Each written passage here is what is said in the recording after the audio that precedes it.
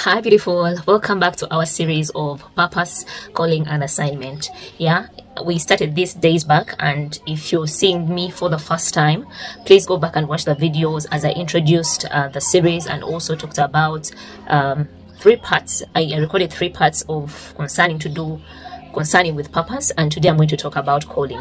But before I talk about calling, let us read 1 Corinthians chapter 12 verse 4 to about 11.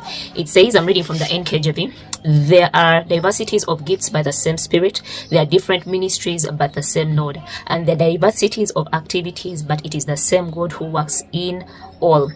But the manifestation of the Spirit is given to each for the profit of all. For to one is given the word of wisdom, to one is given the word of wisdom, and another the word of knowledge, but the same Spirit.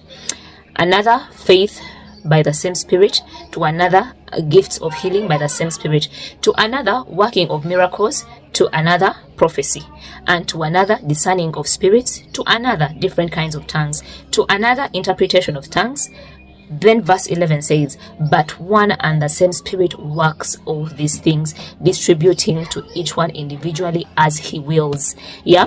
So God has given us all these different gifts put together, but the Bible has said he distributes them to us as he wills. So you're not going to question, why am I a teacher and not a prophet? That is according to God and according to the purpose he has placed on your life. Because actually calling, what is calling? Calling is how you are wired to express your purpose. You see that? That's why I say you can't ask God and say, why am I a teacher and not a prophet? You see that? So calling is how God designed you to express your purpose. How am I meant to express my purpose? Because it's not enough you to just know your purpose. Know how you're called, know how you're wired, know what you're good at, so that it is easy for you to execute your purpose and pass it on to others. Because remember, purpose is for you knowing God, knowing others and loving them and serving them and bringing light to them. Calling is connected to your gifts, to your interests, to your passions, to your personality. And still calling shows up in things that you enjoy doing, what people say that you're good at, and what makes your heart feel alive. That is what I can say calling is. And calling can develop and become clear as you grow.